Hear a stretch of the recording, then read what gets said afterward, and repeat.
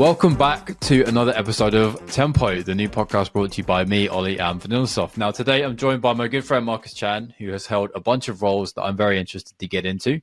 I'm sure you'll learn a lot from him. He's well, I'll let him do the talking about this in a second, but he's been around the block. He's sold a lot of things, and he knows a thing or two about how to prospect and how to close a deal. So, Marcus, welcome to the show. How you doing, man? Dude, I'm great, man. I'm pumped to be here. I think we'll have a lot of fun today. I'm excited to do it. So, why don't we start off with where did you start your career in sales? When was that? What were you doing? Sure. So my first career in sales, or my first start in B2B sales was in 2007. This is actually right before the recession. So this is like my very first job like out of college. And actually, I think like most people that are in sales for a while, I didn't ever want to actually be in sales. That wasn't really the goal. I just thought it's kind of a neat way to kind of learn about sales and business. And I was actually, the company's called Enterprise Rent-A-Car, which you may have heard of. That was the kind of big company that everyone knows about for renting cars. And I was an intern for them for a couple of years while going to school. And that's like the B2C side. And in 2007, they started up a brand new B2B division in Oregon. And I was one of the first hires. So for me, it was the allure, not necessarily sales, but like, hey, this is like brand new. We don't have product market fit. We want you to go out there and just like build a business from scratch. We have zero clients. We have zero customers. We are at zero ARR, and we're also like bleeding cash every day. So that was like my very first role diving in, and it was definitely quite a learning because just like anything else, even though it seemed like a big backing of a big company, there was no resources. There was no training. You know, my leader never done a job before. And they did give me a manual, though, written by people who never done a job before, which is like, hey, here's this manual. Good luck. Go out there. Go get some business. So it was definitely really scrappy. I almost quit dozens of times, especially the first few months. But eventually, it's kept my corporate sales career for, well over a decade. And it's been quite a journey since. So why, out of interest, when that started, why did you apply? Why did you get that gig if it was so start from literally -1? I mean, so what on their side was the appeal for you? You must have done well in the early days to start off, but without the track record, just point blank as a business, and then you as the person doing that exact job. How did it start? Yeah. Well, so I think one of the first things was I think I had, number one, a false sense of confidence and security in my own skills. That's probably number one. So before this, when I was an intern on the car rental side, which is like basically people like, they get in a car accident, they're coming into the branch, they're renting a car. And my job as an intern was to sell them insurance and upsell them to other vehicles. And when I started as an intern, I very quickly became one of the top reps, like even as an intern. So I literally was outperforming even like more seasoned people that it's their full-time job. Well, I'm just an intern working during the summer. I'm literally at the top of leaderboards. So I'm like, oh, I'm actually pretty decent at this. And then on top of that, the area manager was like a young guy, really successful, and I had a lot of respect for him. And he wasn't my direct manager. He was basically kind of a director type of role. And when he got promoted, this new division opened up a couple of years later. When I was about to graduate, I was looking at different job opportunities of what I wanted to do. And, and I interviewed a bunch of places, and I was like, well, I could like kind of stay in this car rental start of the business and have a good kind of management trainee trajectory. That's what they're kind of known for. And then I had a bunch of other jobs lined up as well from, companies like Target, which they have a management training program as well, analysts at big banks and financial services. And I'm like, okay, well, these are all good opportunities. And then that area manager, his name is Bill, who got promoted to run this whole new division, took me out to lunch. He said, hey, Mark, I want to talk to you about something really serious. He's like, I know we haven't talked for about a year now because you've been doing the intern thing still, and he got promoted. He's like, I'm in this new thing now. This is like a really exciting opportunity. And he basically sold me on the vision. Listen, like you'll be like on the ground floor. You'll be able to build everything from scratch. Like we have, it's sales, but you're learning about building business inside. Now you're basically getting paid to like basically learn how to grow a business from scratch. I'm like, that's interesting. He's like, on top of that, because it's going to be a smaller pyramid to climb, if you will, because it's obviously less people. You'll be able to make a better impact, a greater impact, and potentially get promoted much faster if you're able to deliver. So I really saw this vision. I'm like, wow, I can actually learn a lot of new skills. So I didn't see it as necessarily a sales job. I saw like, hey, this is an opportunity for me to basically get my MBA while getting paid to do it as a way to build the business and kind of scale it from scratch and get paid to do it as well, using someone else's money. So to me, that's really, really interesting. But on top of that, I had a high level of trust with that, that director, where I'm like, okay, you know what? Like, I really trust him. And he's given me a lot of really good advice, even my early career, and probably much of my early success was attributed to him as an intern. I'm like, I think I'll follow him. Now, I've always heard before, like, whenever you're looking to like change companies, change jobs, like, don't pick the job, pick the leader. And I learned that early on, and I really trusted him as a leader, and I still do to this day. So I'm like, I'm going to go all in, right? I just didn't really know what it was really like, until I actually got into the role. And then, from there, it was, I almost quit multiple times, but fortunately, I eventually figured it out. But a big part was all those reasons combined. It wasn't as simple as one single answer. It was like multiple things. Like, okay, this is a good opportunity. I see potential huge upside from skill acquisition, skill stacking, to be able to get promoted, to income opportunities, to also working for a great leader that I trusted. You sold me. I think I get why you took it. I get why they wanted to take you, because you've shown really good signs of promise. So that makes a lot of sense. I'm pretty interested, though, in the time where you hadn't talked to that person and that lunch. Some time had gone by and you're kind of 1 or 2 layers away. So it's not your direct manager in the branch, for example, who would see you, who could take you to lunch once a week, who could have a beer with you one night after work or something like that. How did you guys stay in touch? Because obviously they're seeing your performance, and that's an indicator of, okay, guys got talent. Maybe we should make an effort there. But how often, what was the cadence? Because for you, that relationship has paid dividends. For that person, it's also done the same. But it's very easy if you don't have managing upwards and managing downwards, the ability and the time to look for that and to nurture it, isn't it? Yeah, so there's a few different things. So in year one, when I was an intern, so this is like summer of June 2005, right? And it's summer June 2005, and it's a 12-week internship is what it's supposed to be for just the summer. You basically go through summer until I start back college again for the the next semester. So what was interesting as part of that, even though like he was a couple layers above me. So what happened is like, the way the kind of management chain was is like I had like 2 assistant managers I reported to. And then I had a branch manager over that, and she ran a pretty big operation, one of the biggest in the area. And then the director was, the area manager was right above that. So as part of being an intern, like they also give you homework because they know you're like a student. So like every week as part of what you're doing, like, you're supposed to be doing certain tasks and like learning certain things from the branch manager, and you have certain requirements from sales numbers you got to hit to do other things to help with growing the business of the branch. And you also had to write a weekly report every single week that was due at the end of the day, Friday, that we actually had to fax in. It's kind of dated. We had to literally fax in to his office. All right. So, every week, like, I take things very seriously. So I put a lot of care and attention into that report. So not only did he see me on the leaderboards every single day, running circles consistently, he also saw this crazy detailed report of all the things that I'm doing. Right. I'm being explicit in the report. I'm faxing over to him. And then on top of that, they had this monthly thing called what's called I think it was called Elite. And Elite was for people who had like the high sales records for that month. And all it was just a nice dinner out, and he would host the dinner. Now, he saw it very quickly. I was at every single dinner. I qualified for every single dinner. I was one of the top guys consistently being an intern. And people were like shocked. They're like, these are people that have been with the company for 3, 4, 5 years. I'm beating out branch managers. I'm beating out system. I'm beating out all these people this is supposed to be their full-time job, and I'm an intern, right? And he saw that. And he also I'm sure he probably saw this as well. Now, because I paid for school myself, and I realized at the time, like, I can't remember how much the entry-level employees got paid. I think they got paid like $20 an hour, something like that. It's kind of entry level to kind of progress into their manager trainee program. And they have a salary, but it broke down to like $20 an hour.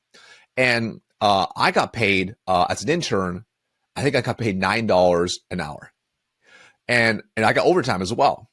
So I remember when I realized how much the people that are full-time they got paid over double, basically. I went to my branch manager. I said, hey, listen, I have an opportunity for you.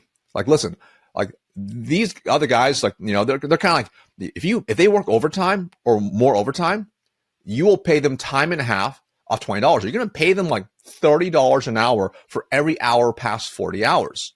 And we know they're working 50, 60 hours, and we know there's more work to be done. And you have me work 50 hours a week. I'm getting paid $9 an hour, and you get time and a half on that. But tell you what, if they don't want to work, let me work. I'll work 80 hours a week. Like, give me all the hours. Like, I will do it for it, and I'll be a far cheaper employee. And on top of that, my results are far better. So I convinced my boss to start giving me more hours. So I'm working more hours. I'm making more money because I'm paying for school. So I'm sure, when the area manager Bill was kind of reviewing all the reports and timesheets and everything, he's like, what the heck? Why is this intern working so many more hours? And on top of that, because I closed such a high volume and such a high amount, he's probably like, how's this guy doing so many more deals than everybody else as well? So I'm sure he saw all these numbers. Like, so I was already like kind of like raised to the top already because he's kind of saw these things, right? So, and then on top of that, he'd see me every single month, right? And then he'd come by the branch. He always want to take me out to lunch and kind of talk to me, right? See how I'm doing. Because I figured what he was trying to do is recruit me once I graduated to come basically work for him, even in that car rental division. At that point, I don't think he'd realize he's going to get promoted. So, fast forward, like, so I actually end up like working even through the school year, which is cool because like they don't usually do that because I did a good job. They want you, can you keep coming? Can you keep coming? Like, keep working for us? I'm like, yeah, I can probably work 30, 40 hours a week while I go to school. It's fine. So I would still work through the whole time, and he would still see me, right? I would still go to LEAT. He'd see me like, even during the school year every month, taking me out to the nice dinner, right? And give me awards every single month.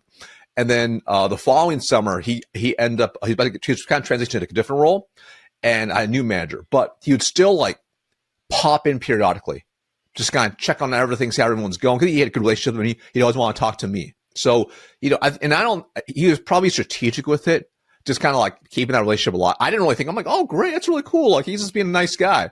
Well, he probably had grander plans eventually to try to recruit me over. So I can't say I took all the credit because he definitely facilitated much of the reach outs to kind of keep in touch to that point of, me about to graduate. Got you. Yeah. So I'm getting, you were a good operator. You did everything you could to show up in the best way possible. Your reports are due at 5 p.m. They're there at 4:59 every single week, same time. Yep. Yours is the first one in, the most detailed, every single way that you could really to show up. And he's done that piece on the back end. He's probably seeing this guy's a ticket forward. I'll make sure that I stay in touch periodically and so on. So you've stayed in touch from there. So then take me a little bit further forward. You kind of climb the ranks a little bit there, don't you? As far as I'm aware, going through your job history, you climb your way up a fair few times and then you take a leave. So where's the journey from here to that leaving point? Yeah, so there was like a lot of like increments, right? So it was really interesting. So like so they started paying me a little more like my second year, which is cool, right? And then when I graduated, that's when I went all into their basically, they call it a management training. They had different name. They call it account specialist role, right? Which is basically the B2B sales role, right? Because they want to differentiate it.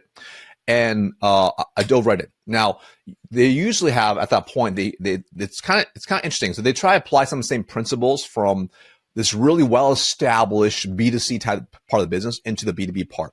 And there's some really neat kind of increments for like promotions and development. So for example, one of the things they had first was what's called a skills test. So if you get a skill set, if you pass that, you get promoted to a senior level. And basically what that is like, it's basically like a 2-hour oral interview and role play with with basically the director, right? And it wasn't just on sales, it was on all parts of the business. So you had to pull out the profit and loss statement, walk through it, explain how things are connected, and make recommendations based on what you saw and the impact you believe it's going to have, right?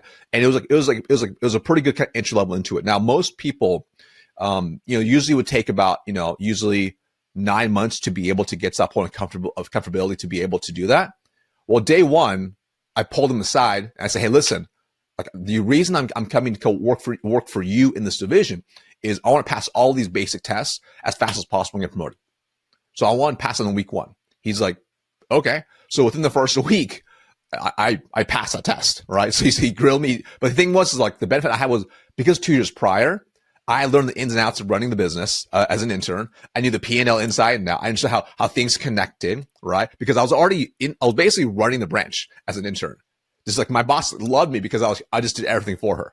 She's like, all right, he gets all the numbers. He understands how all these things work. He teaches people he's training new people. Here I am as an intern. So going in and doing this, I'm like, this is no problem. It's easy. I've been doing this for 2 years now. So I did the skills test. got promoted in week 1. And then from there, they usually have another test I think they call the grill. And it really is a grill. It's a little like an 8-hour grilling session. Okay.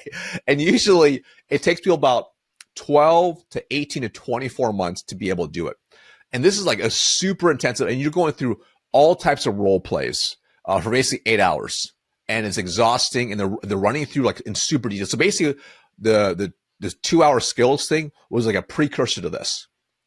So it kind of like, okay, 9 months in, people kind of take that, they pass that, and they wait a little longer, maybe 12 to 18, maybe even 24 months. They take the following grill test. And again, what happens is you get promoted again, you make a little more money, right? So I said, okay. And I told Bill, I said, listen, on day one, like I want to pass the skills as fast. I want to pass the grill as fast as well. And then I want to be running operations within a year. That's my goal. And he's like, okay, that's really ambitious. Like you have to not only need to learn this business, you have to be able to sell as well and do these things. So I said, okay, great. And then I took the grill test, instead of like, 12, 18, I did it in 3 months. Right. So I passed that. Right. And the thing was, it wasn't necessarily about like sales ability at that point. It was more so like, do you understand the business? They really want like, do you have a good understanding? Can you do these role plays? Can you do all these things? I'm like, cool, I can do that. So I passed that in within 3 months. And then from there, what's interesting was, you can appreciate this. The first 2 months, I almost got fired, like because I wasn't performing. So this is kind of a shock to him as well, because he's like, I was kind of like, I don't want to say his golden boy, but he had kind of put me on a pedestal, but like, hey, this dude's a rock star intern. Like he's really good at selling this insurance to like individual customers. He'll probably do the same thing in B2B side. And I almost got fired. Like literally 2 months in, like my direct manager pulled me aside, like, dude, you haven't closed a single deal. Like if you didn't turn this around, we're going to fire you. I'm like, oh my God. Like, and why hadn't you closed? Were you too focused on stuff? Was it not working? Bit of both? What's interesting was like, at this point, I was so used to grinding to be successful. All right. And also what I also didn't realize, selling B2C is so much easier than B2B in my opinion.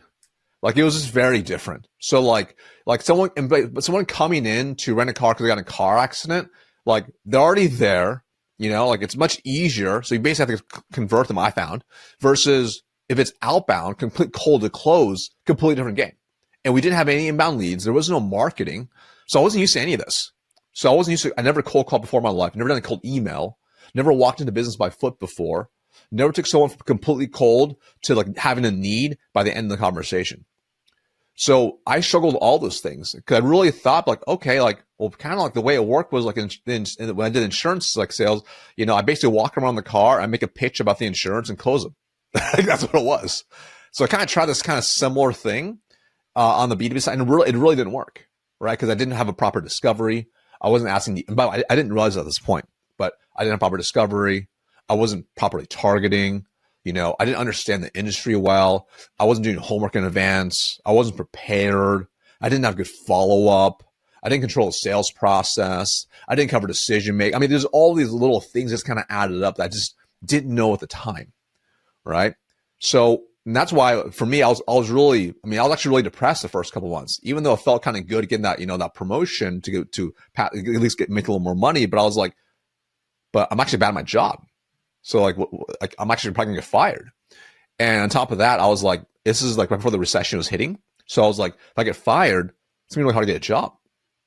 Like I might have to move back home 2 hours to my parents' house, who they didn't want me to be in sales. So I was super stressed at that point.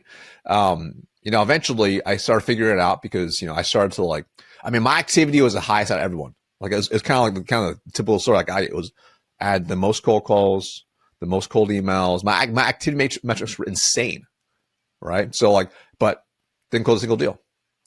Now, then eventually, month 3, I started closing some deals, and actually month 3 ended up being number 1. And I was like, okay, thank God.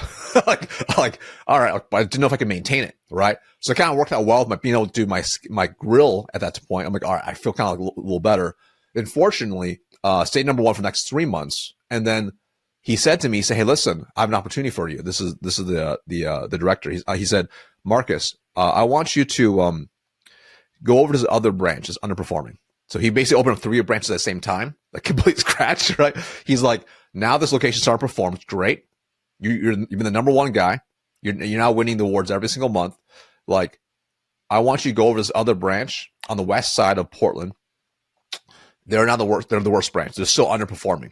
In fact, the branch manager just quit. The assistant manager just quit. It's 2 reps.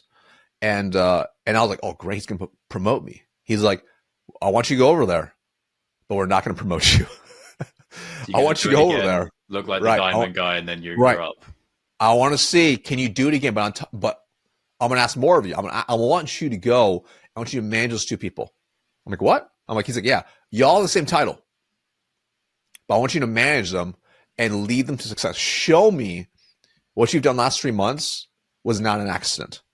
Show me you can do it again. I'm like, oh my God, I have no pipeline over there. Okay. Like, I have nothing, completely scratched. I'm like, and they've been underperforming. So I know, like, okay, in the CRM, they probably don't have any low hanging fruit because they obviously aren't closing any business. Right. So I'm like, okay. And then he's like, if you do a really good job, then we'll promote you. I said, okay. That's me sold. I know that's me 100%. I can see that in you. You're already, you're under the wing of this leader. They've given you that nudge, and this is a little test. And when you give someone a little test, the right type of person, if you know them well, they're not going to come up short. They're going to do everything. So that's what it was. So, I remember actually that this is kind of my first taste of like kind of leadership without a title, if you will. Mm-hmm. And I remember this is January 2008. So this is like now the recession is starting to get like full force, especially in the US, and unemployment is like 10% plus. And I remember going over there and being like just like I like to be ultra prepared. So being a nerd, I put together like a 30, 60, 90-day plan and about how to completely transform this whole operation. Because I wanted to show him. I'm like, I'm the guy. I'm your guy. I got this. Like, I'm gonna be your backfill. I want him to see that. So I put together this whole master plan. And I remember like sitting with my 2. That's not really. I mean, all peers. We're sitting together, and I'm like, hey, obviously nothing's working here. Here's my plan for the next 30, 60, 90 days. We're gonna do A, B, C, D, E, F, G, and we're gonna completely transform this place around. And I remember like going off a whole plan, like very excited, and they looked at me like, "You're an idiot." And I could tell they were not cool with the plan. I remember going home that day to my girlfriend, now wife, and I was like, that didn't go well at all. Like, I don't think they were very happy with the plan. And she's like, well, how do they feel about the situation? I'm like, well, they should be really happy. Like, I had an ego. I was like, look, I've been number 1 for 3 months. It's false bravado. Like, they should be like, be listening to what I say because they saw my results. They see me win all the awards. There's like, like I'm kind of put on a pedestal here. She's like, yeah, they probably don't trust you though. Did you ask them what they felt, how they felt, what's on their mind? I'm like, well, no. Do you ask them what they maybe thought was wrong? I'm like, no. So basically, you went down there and jammed your plan down their throat, expect them to comply. Is that what you thought was going to happen? I'm like, yeah, I guess you're right. I'm like, oh, what an idiot I am. When you say it like that. Yeah, I was like, I didn't know. I really like that self-awareness, which is something I keep working on to this day. So I apologized the next day. I said, now I'm really sorry. Like I was being a jerk. I mean, the truth is like I'm really insecure. I'm actually really scared. Like, I performed last 3 months, but I'm not sure if I can do it again, and I think you guys been here. You guys probably better into what's going on, but let's find a way to work together. So this way, we can perform and turn this branch around. And, and it took a little time, but they started kind of getting on board and I started to kind of show them what I was doing. I took them out in the field, took them on the calls and kind of show what I was doing. And what's interesting was, because of how I'm wired at the time, like I was probably putting 80 hours a week. Cause I want to turn the place around. And that first month, I still hit number 1. In fact, I stayed number 1 for the next 6 months. And we actually started turning the branch around by month 3, like they were performing as well. They were now like, I was like number 1, they're number 2, number 3. And then, within a few months, he basically kind of promoted me to like, now you're a assistant man, you make a little more money, but I still have a quota. You're carrying the bag with your own number and you run a team. Like I probably was the assistant manager, right? But I was already doing the branch manager job. And then, within a year within a few more months, then I was the branch manager. And again, still had to carry a number and turn around. But by 6 months though, we were the number 1 branch, right? So, and that was really fun. And then from there, we had a really weird thing happen where it was like, the lease actually ended on that building that we were in. And the initiative was we're going to consolidate the branches. Which was, I'm like, oh, what does that mean? Like, what does that mean, consolidate branch? They're like, well, basically, we're going to shut down your branch, and we're going to take half the clients you closed. Okay, we're going to give it to this other one, and the other half to this other one. I'm like, what? Okay, I'm like, well, these other operations already have a me there. So what does that mean? Like, what is that going to mean for me? And I'm like, and essentially, they're like, well, listen, like, you should. And actually, my boss was like, listen, like, he was really cool. He tried to be cool. He's like, listen, we're going to have to demote you. I'm like, what? He's like, this other guy's already on the operation. We're gonna move you. We're not getting rid of your job. We're not letting go of anybody. It's just because the economy is really bad. Like, we can just operate. We'll be far more profitable across the board. But I'm like, but hold on, listen. Like, I'm really confused here. Literally, the margins I'm running right now is making the other branches look profitable as a whole. I'm literally carrying the other two, and now I'm being told we're going to dissolve my operation, dissolve my team. We're going to split it up, and I'm going to get demoted. What? He's like, well, it's only in title. Like, we'll keep it the same comp and everything. I'm like, what the hell, man? Like, dude, this is like a punch in the face. He's like, well, you should be like, I know it's hard to say, but this is what it is. He's like, do you want to talk to the VP about this? I'm like, absolutely, I want to talk to the VP. So the VP actually came and sat down with me. It was interesting because, she was trying to be like, first she was trying to like, hey, Marcus, I want to say you're doing a really good job. We're really sorry this is happening. And I was being a little of a snotty, upstart, young, egotistical kid, if you will. At this point, I'm like, I think I was like 23, 24 years old. And, and the company values. And I'm like, well, hey, listen, like the company values are like, if you take care of people, they take care of the business. Like, you just told me I'm the number one guy. I mean, I did everything you told me to do. And now you're demoting me, basically. Like, is that really living the company values? And she's like, she looked at me, she's like, if you don't like it, you can quit right now. And like the blood drained from my face. And my boss is in the conversation. He's like, and he see the blood from his face too. I'm like, no, I'm sorry. That's fine. But what's the plan? Like, well, you can go down there, like, basically demoting you in title, but it's a bigger operation now, so you can actually earn more. So show us if you can do it again. I'm like, okay, show you if I can do it again. Okay, all right. Show me I can do it again. All right. Like, and then what we'll do is we'll promote you to take over him. Right? Okay. All right. Okay. So I went down there, and I was actually really pissed because the guy that was running it, he had a really big ego, and at one point, I remember like I was like brand new, and he ended up being one of my assistant managers. Got promoted my assistant manager when I was early on, and he basically like, I can't wait for you to work for me again. Like later on. I'm like, oh my god, like you're gonna grow the business so much for me. I make so much money off you. Just kind of, I didn't like that. And I sat him down and I said, listen, I know we don't see eye to eye, but my number one goal is I'm going to turn this branch around. I'm going to make you look super good. So I'm going to get promoted out of here, or I'll get you promoted and I'll take your job. Does that sound good? He's like, that's a deal. So I just took everything over, turned that branch around, right? Again, stayed number one, took it to the top.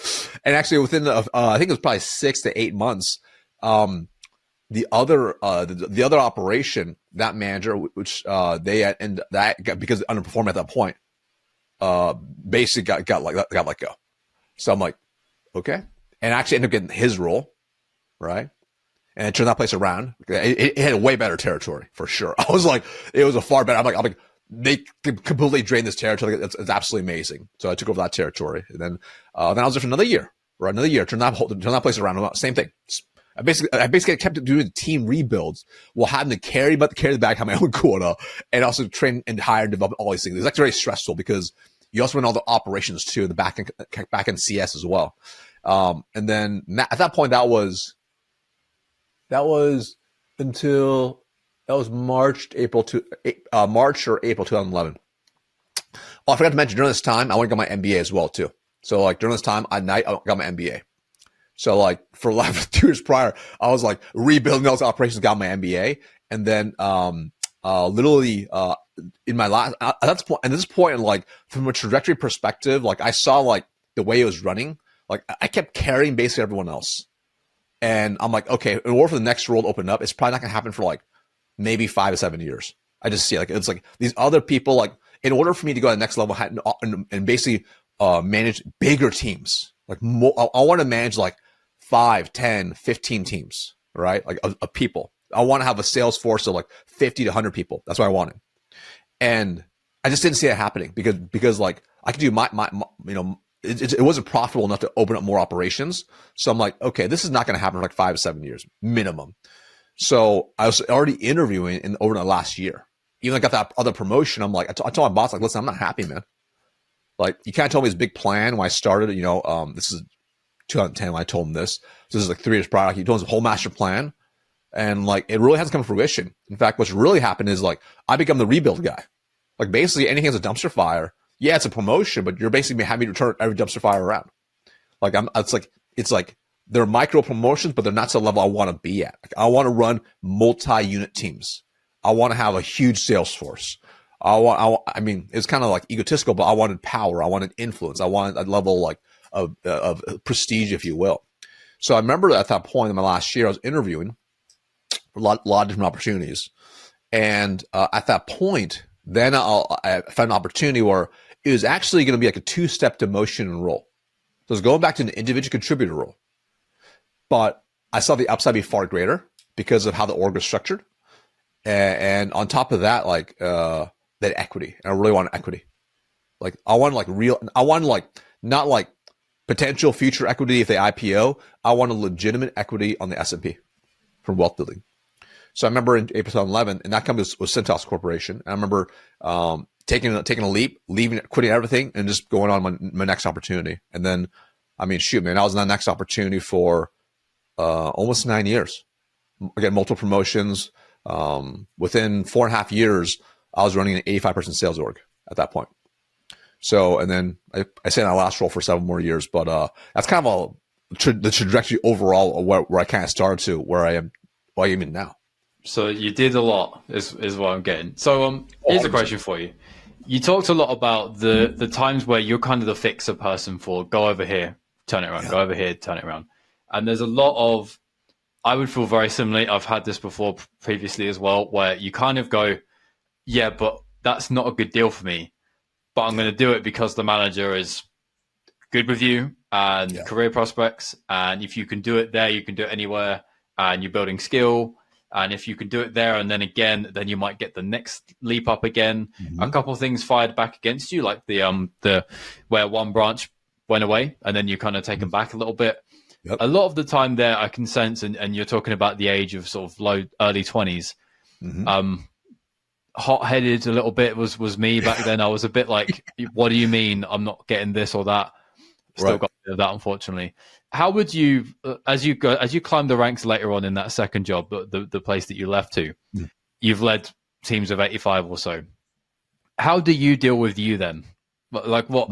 Obviously, you can only be the age you're at. So there's a thing there. You only experience the things you've experienced, and the hindsight is obviously a beautiful thing. But later on, now the things that you know about management, I'm sure you've seen plenty of reps who are similar to you, and also very, very different.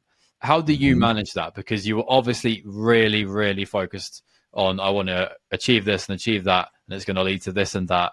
And there's certain pathways to that. There's certain problems with that. You've got to do X, Y, Z to be able to quantify it. But equally, not every manager is able to see those goals, recognize it, not misread you. There's a whole lot of things there. So how would you, in the roles that you've had after that, handle yourself? Yeah, good question. And it was interesting is I 100% have led people just like past me. And it was interesting because it was kind of like, wow, this kind of came around. And there's a few lessons for sure. And some of them I learned early on, even before I made that leap to the whole new company. So one of the first things I realized was set the right expectations to begin with. So that was something that I realized wasn't really set well with me, which was hey, you do a great job within a year. You're going to be like, running your own operation, and you'll be making all this money. Within a couple of years, you'll be running multiple units. This is the vision. So there's a lot of like, heard it, and it doesn't yeah, always come it was a lot over promising, right? And I get it was a startup division, so you want to build the future and the vision. But I think being in I was naive at the time, but I would have much preferred someone say, hey, listen, this is going to be super hard. Like, in fact, like, this is a plan, but we know how to even plan. It may not go to plan. It might be completely different. And I would have much appreciated that, right? And I'll give you a really good example. So like, even on the last company I was at, when I came in, I said, hey, before I came in, I said, listen, my goal is I want to be a director. I want to run a big org within 5 years. I'm like, I want to sell. And like, they're like, well, it's going to be really hard, Marcus. Like, listen, like, I want to be really transparent with you. Yes, we know you have a great track record, but you got to prove yourself. So realistically, most people takes, at least 3 years to get into that leadership role. So you probably want to bank even the back and probably at least 2 years in the role selling. So I think you need to mentally manage expectation for that. And then to get in that director role, most people, you just takes 8 to 10 years to get to that level, because most people never make it to that level. And especially in a Fortune 500 company, they're like, so you need mentally manage probably 8 to 10 years, right? Probably you can get to that point. Like, now, obviously, if you're really talented, you might, and with a little bit of luck and timing, you might be able to do it sooner, but you need to manage your expectations. And I totally appreciated that. I'm like, okay, well, at least they're not blowing smoke, so I'm going to go in and give my best. So, working hard, right results, a little bit of timing worked out, and I got promoted to be a sales manager in 9 months. Fast forward 4.5 years in the same, from the start of me being there, I'm a director. So like, it was able to kind of come to fruition for me personally, but I might have the expectation 10 years, right? So I think number one is like, from when you're interviewing, you're hiring, like, I found it's so key to set the right expectation. So like, I'll give you an example. So, for example, it's about income. Like, I knew we had people coming in, they had a very low base salary, but really good commission structure and bonuses. So I was like, okay, so someone coming in saying, Marcus, my year one, I want to make $250,000. Well, is it possible? Yes. Is it super hard? 100%. So I was really transparent with them. And I would say, listen, like, I knew the median. I'm like, listen, like, just so you know, like, I'll be really transparent. In year one, the median is about $110,000. That's the median income. Okay. Like $110,000. So we can do our best to get you to $250,000, but just understand, unless you have a fast learning curve and you were like, you put the work in, you're really skilled, and maybe a little bit of luck is in your play, it's going to be really hard to get there. Year two, far easier. But I want to manage your expectation, right? So like, just number one, I think that was really key, just setting expectations up front, from opportunities to get promoted, to income earnings, to equity, to President's Club, to development, is absolutely key. So by doing that, it makes it really, really clear. Okay. And this applies to other parts of any opportunity. So for example, one of the things that people can also develop into at the time was, if they had a really consistent performance, but also showcase certain leadership capabilities, they could actually apply and get into what's called Captain's Club, which is basically a leadership development program. It wasn't for everyone, because there's a performance expectation at the minimum, and you also had to showcase different things in leadership to actually get to that point. And there's a project as well. So like, people that said they want to get promoted, I would tell them very clearly, this is like, you told me what your goals are. Here's the expectation to get to the bare minimum. So like, that was really, really, so just to set really clear expectations, right? The second thing that I'd also do as well is be able to coach and provide feedback very quickly on whatever it was that they need to work on. So one of the things, and now, by the way, I love Bill. He's an amazing leader, but one of the things that he was not great with was giving me constructive criticism. So, and that is so key for growth. So like, for example, I would like, like, if I ask him for feedback, he's like, no, just keep doing what you're doing.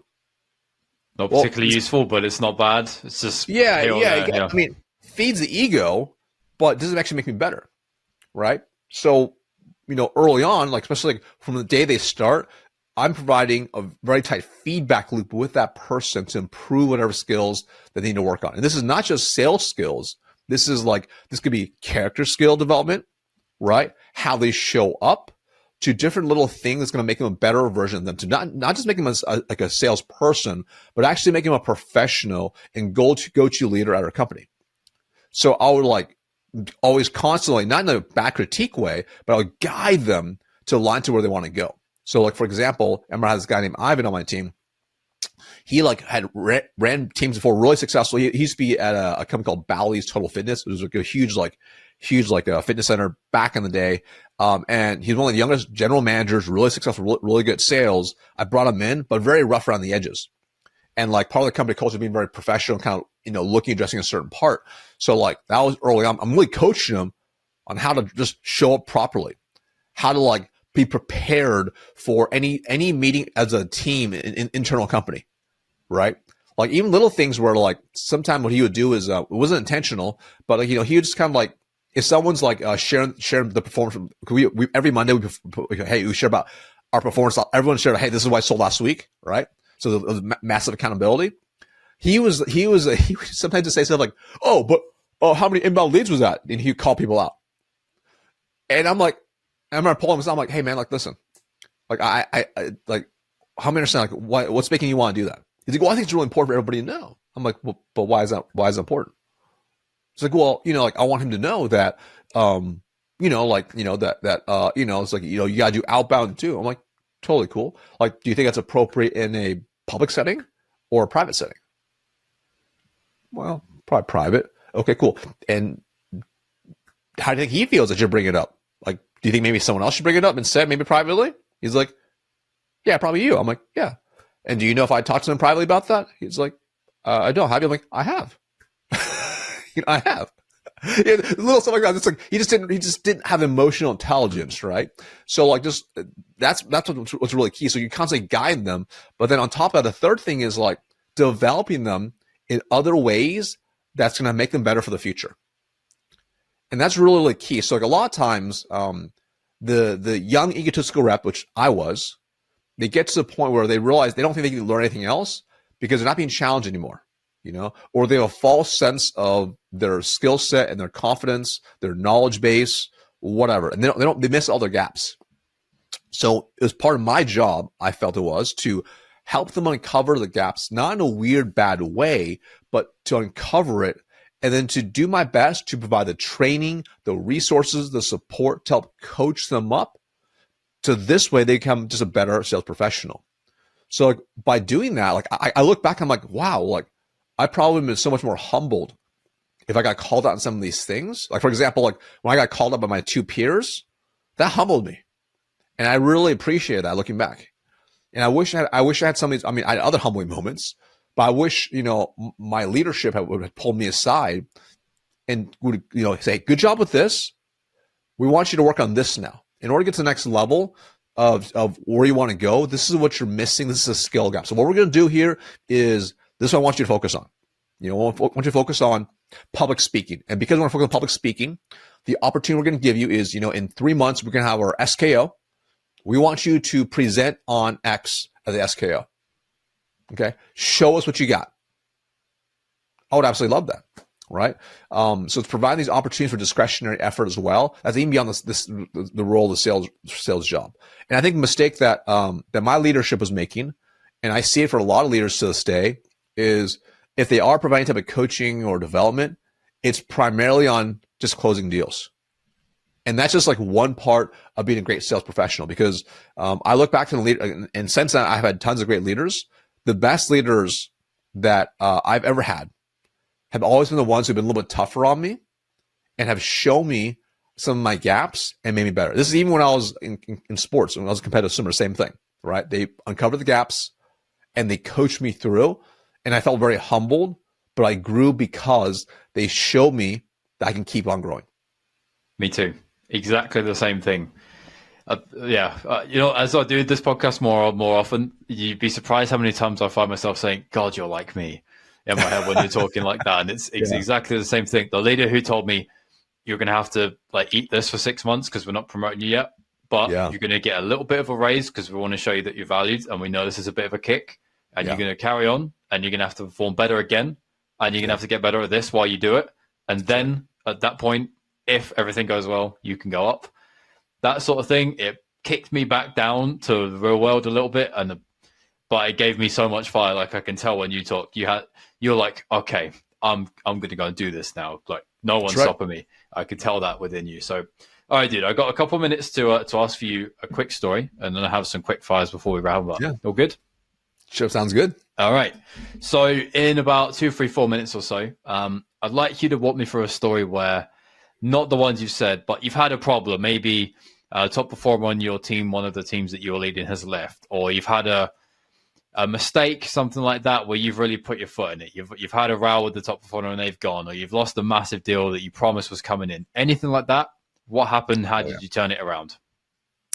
Oh yeah. Okay. So, well, this is actually a really interesting situation, right? So, I'll tell this one. This is an interesting one.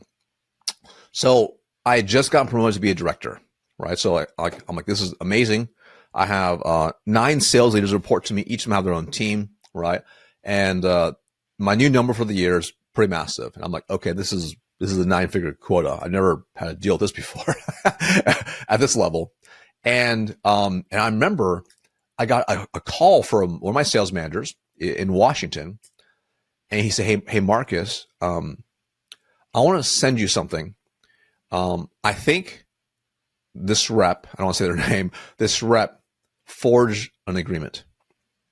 Now, this rep had President's Club been with the number one, has been like the number one rep 5 years in a row. Okay, he's had hundreds of reps." And I'm like, oh my God, this guy carries a big number. They have a huge number as a team. I'm like, this guy delivered like 80% of their number. I'm like, what?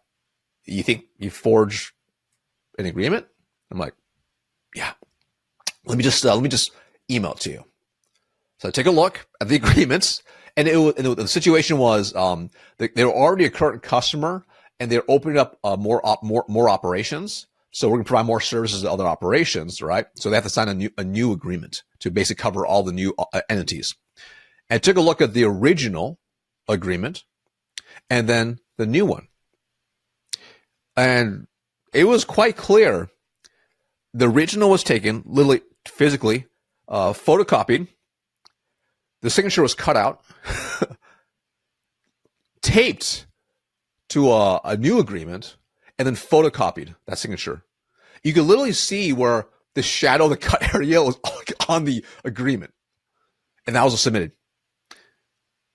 And of course, like this new opportunity, and in this new deal, this would have like made the rep like 5, 6, 7K commission a single deal. And look at this, I'm like, oh boy. This is not good. And I've never done like a forgery before. But on top of that, I'm like, oh man, like, did he forge it? And if he did, like, there was a level of stress where I hate to say it, but I'm like, oh my God, like, this is like this guy delivers 80% of this team's number. And this team is a huge part of my number. And I started having these almost like these self-serving thoughts. And then I call my boss, my VP, right? I'm like, oh my God, like, this is what's going on. Like, he's like, well, what do you think we should do? What's the right thing to do? I'm like, well, we have to do an investigation. And if it's true, we got to terminate. He's like, yep, get HR involved. I'm like, oh, okay. I can feel like just a gut in the pit of my stomach still, right? Because I also really like this guy because like I become friends with his wife. Like we're like at President's Club together hanging out. Like we're on the beach together. We have photos, we have videos, we're doing cool things. I'm like, this rep I really like. Okay. I'm like, oh my God, this is like, and on top of that, he thought it was a big part of the number. So I got with HR, we took a look, we did an investigation, sat down with the guy, and we just asked him point blank, and he's like, yeah, I did do that. He admitted to it. And it was kind of crazy. Like literally, the reason he did it was because, like the decision maker wanted to sign in person, and the guy didn't want to drive 3 hours out of his way to go do it. I'm like, so literally because that deal. Yeah, you literally just being lazy. It was a done deal. Like the guy was like, it would have been article because they already were super happy. It was an easy add-on to I tried 3 hours for 5 or 6K. Right. That's why I'm like, it shocked me. But then what was really interesting was, So we terminated on spot, which is, I think it was week one of me being the new job. So we terminated on spot. And what was really interesting was the rest of the team, like, it was almost like a shadow was gone from the rest of the team. And I remember sitting down with the rest of the team because I was actually really worried. I'm like, oh no, like they're going to perceive something, like they're going to perceive like, oh man, like this guy is gone. Like maybe I'm next. I just didn't really know. Like, it was going to impact the company culture because he was like just kind of a loud, like, very confident kind of alpha guy. So it was almost like the quarterback of the team, if you will. And what's interesting was once he was gone, I remember sitting down with all the reps, and what was interesting was they were like, we're actually really glad he's gone. Like, what? And they were like, yeah. And they shared, like, there was just things like he'd always kind of dance around with things. That's kind of how he was. And I didn't know because he wasn't part of it. And the manager probably flew a little too high, frankly, right? So, like, they were like, yeah, he just always kind of dance along, kind of do these things. Like, you couldn't call them shady because they're not ethical, but they're kind of borderline, it seems like, and this is when Aussie crossed the line completely. He probably got too confident, right? And made me realize, I'm like, crap, like over those last 5 Presidents Clubs, were they even like legitimate for him? Was he even like doing the right things, or was he always dancing on the line, kind of doing these weird things? And it was interesting, was like, it was a great opportunity actually to relook at all the territories. And because the manager had been there for a couple of years, he basically kind of just kept everyone's kind of same territory. So it was actually a good opportunity. We actually re-looked at all the territories. Also saw as well, it wasn't fairly distributed, the territories. Like, that guy's territory also had far more the ICP in his territory than anybody else. So we restructured the territories, right? Fairly distributed them. Kept really close to the team. What was interesting is like that following year, like we had multiple reps on the team at President's Club. And the culture like completely changed, like in a really good way. Like before it was a good culture, but it wasn't great. Right. The following year they won like team of the year, and it was actually really quite amazing. But it was also really good for me to get in the weeds, kind of see what else, because I also realized at that point, I'm like, man, like how people ran teams was also not how I ran teams. Like the level like of a coaching, etc. Like most of them kind of like let people kind of do their own thing. So I was got to kind of coach that leader up to become a better leader, which he implemented, made the team better, and then me working with the reps as well. But that was an interesting situation for sure. That was a tough situation. With a lot of learnings, being a new director at the time. I can see. Yeah, that's a good story. All right, dude. So I got to get you out of here in a sec. So I'll do my quick fire questions for you, and then we'll finish up. You good? Cool. Sounds good. All right, dude. What is the largest team that you've managed? How many people? Direct manage or overall team? You can go for the down lines if you like. Cool. So the biggest overall team was 110 employees. I had 11 sales leaders over that team. That was the biggest one with a chain of people as a director. Directly as a manager, they all report directly to me. Like I'm doing one-on-ones every single week. I had 22 employees directly reporting to me. Yeah, big team. What's the biggest deal you've ever been involved with in your career personally? 15 million. 15 mil. Nice and easy. What would you say is your specialist skill? What are you best at? Yeah, it's interesting is I think it's because I've been involved in so many deals to coaching people, leading people. I won't say it's a skill that's developed over time, which is the ability to actually dive in deep and uncover the true root issue for performance and actually solve for the root issue versus trying to solve for a symptom. Okay. How would we describe that in one word? I'm trying to think. It's kind of acumen to understand, but sure, insight. I don't know. Accurate problem diagnosis, root problem analysis, problem solving. Problem solver. I'm a good problem solver. There you go. Beautiful. And how good are you out of 100? 100 being great, 0 being not that good. Well, I'll tell you what. I'll give myself a 90. Right. I never give myself 100 because I think you can always get better. Facts. I think I'm pretty good. Yeah. A minus. I give myself an A minus. Yeah. What about coaching and mentorship? How good are you at that out of 100? Oh, I'm gonna give myself an A minus. I always believe there's different ways you can always improve. Good stuff. What about people management? Same. Strong. What time do you wake up in the morning? So usually depends on what time I go to bed, which was pretty consistent. But usually I get up at 6 a.m., maybe 6:30, depending on what time my kid goes to bed. Okay. What did you want to be when you grew up? What was that job you always wanted? I want to be Batman. Batman. Yeah. I want to be a billionaire with a really cool cars and a huge closet full of bat suits and cool weapons. That is the most honest answer I've had on this so far. I salute you. Yeah. Not bad, not bad. I second that. I mean, who doesn't really want to have that? Good stuff. Totally. And lastly, who could we have on this podcast after you that you wouldn't mind introducing? Let's take a look. Let's see who I think there's a lot of people I would love to introduce. Actually, you know, my buddy Alex Alane's pretty awesome. I don't know if you have talked to him before. He's actually Alex, yeah, he's good stuff.